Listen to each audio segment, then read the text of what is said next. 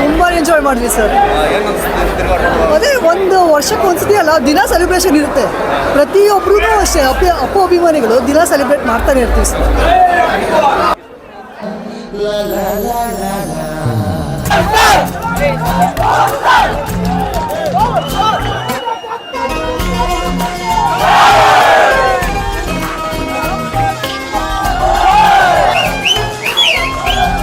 ಚೆನ್ನಾಗಿತ್ತು.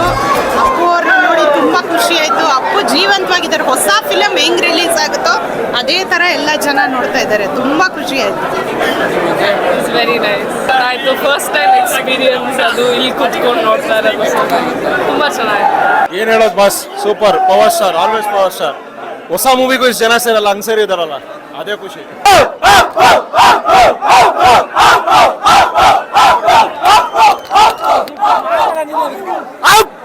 Appu fantastic, fabulous, mind blowing.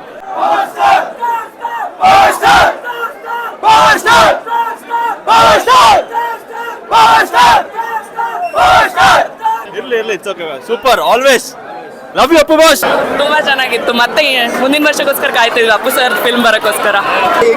Full enjoy ಮಾಡಿದ್ವಿ. Love you Appu boss.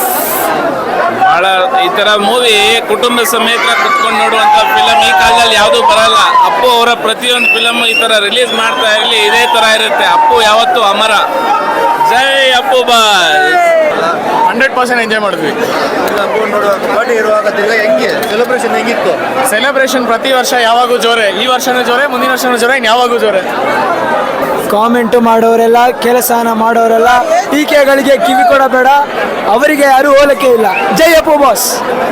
ಹೌದು, ಅಂದರೆ ಇವಾಗ last year March 14 Appu release ಮಾಡಿದ್ರು. ಎಷ್ಟೊಂದು ಸಲ ಅನ್ಕೊಂತೀವಿ ನಾವು ಅಳ್ಬಾರ್ದು ಅಂತ ತುಂಬ ಖುಷಿಯಿಂದ ಬರ್ತೀವಿ. ಬಟ್ ಅಪ್ಪು ಬಾಸ್ನ ನಾವು ಸ್ಕ್ರೀನ್ ಮೇಲೆ ನೋಡಿದ್ರೆ ಆಟೋಮೆಟಿಕ್ ಆಗಿ ಒಂಥರ ಮನಸ್ಸೆಲ್ಲ ತುಂಬ ಭಾರ ಆಗುತ್ತೆ.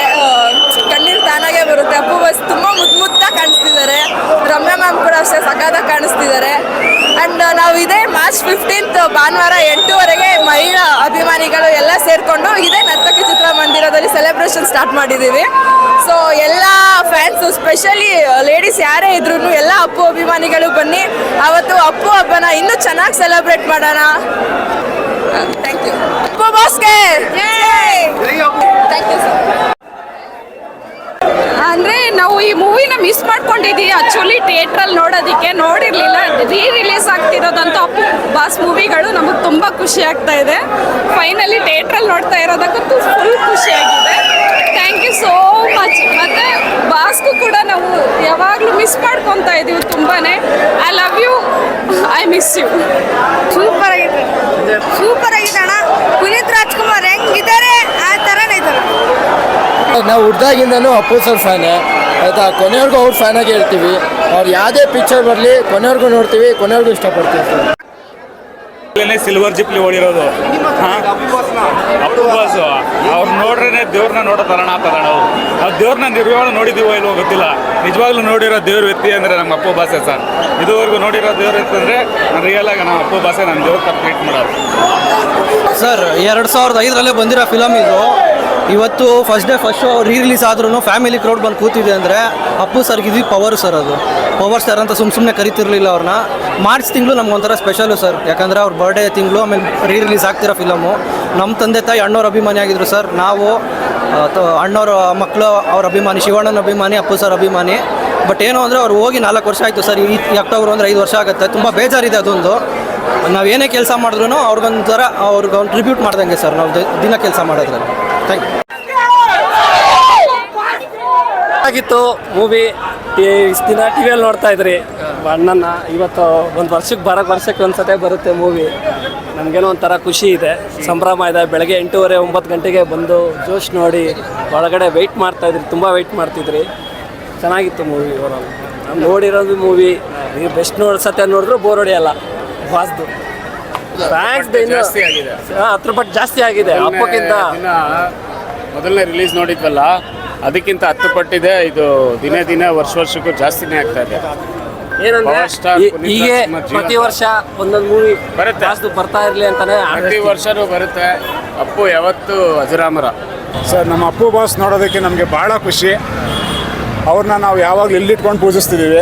ಅವ್ರದ್ದು ಹುಟ್ಟುಹಬ್ಬ ಅಂತ ಮಾತ್ರ ಅಲ್ಲ, ಪ್ರತಿ ವರ್ಷವೂ ಕೂಡ ಪ್ರತಿ ದಿನವೂ ಕೂಡ ಅವ್ರದ್ದು ಹುಟ್ಟುಹಬ್ಬ ಇರುತ್ತೆ. ಅವ್ರದ್ದು ಒಂದೊಂದು ಸೀನು, ಒಂದೊಂದು ಡೈಲಾಗು, ಒಂದೊಂದು ಫೈಟು, ಆ್ಯಕ್ಷನ್ ಸೀಕ್ವೆನ್ಸ್ ನೋಡಿ ಮನಸ್ಸು ತುಂಬ ಖುಷಿ ಆಯಿತು. Happy fans. ಕ್ರೌಡು ಅಪ್ಪು ಬಾಸ್ಗೆ ಯಾವಾಗಲೂ ಹಿಂಗೆ ಇರುತ್ತೆ ಸರ್. ಅವ್ರಿಗೆ ಕ್ರೌಡ್ ಅನ್ನೋದೇ ಒಂದು ಮೇಯ್ನ್, ಅವ್ರಿಗೆ ಕಿರೀಟ ಇದ್ದಂಗೆ. ನಮ್ಮ ಕರ್ನಾಟಕದ ಚಿನ್ನದ ಕಿರೀಟ ನಮ್ಮ ಅಪ್ಪು ಬಾಸು.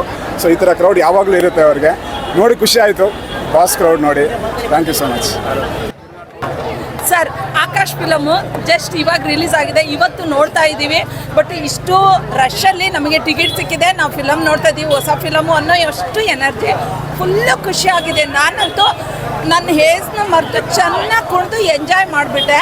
ಮತ್ತು ವೀಡಿಯೋಸ್ ಅಂತೂ ಯಾವ ಫಿಲಮಲ್ಲೂ ಲೈಫಲ್ಲಿ ನಾನು ವಿಡಿಯೋ ಇಷ್ಟು ಮಾಡಿಲ್ಲ, ಅಷ್ಟು ವಿಡಿಯೋ ಮಾಡ್ಕೊಂಬಿಟ್ಟಿದ್ದೀನಿ. ಈ ವಾರ ಎಲ್ಲ ಸ್ಟೇಟಸ್ ಹಾಕಿ ಎಷ್ಟು ಜನ ತಲೆ ಕೆಡಿಸೋಗುತ್ತೋ ಗೊತ್ತಿಲ್ಲ, ಅಷ್ಟು ಮಾಡಿದ್ದೀನಿ.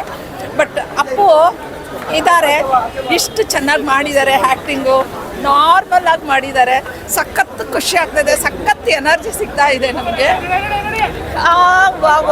ಮತ್ತು ರಮ್ಯಾ ಮೇಡಮ್ ನೋಡಿದ್ವಿ. ಮತ್ತು ಫಿಲಮ್ ಅಂತೂ ಎಷ್ಟು ಸಾರಿ ನೋಡಿದೆ ಅಂತ ಹೇಳೋಕ್ಕಾಗಲ್ಲ, ಅಷ್ಟು ಸಾರಿ ನೋಡಿದ್ದೀನಿ. ತುಂಬ thanks. I love you Appu.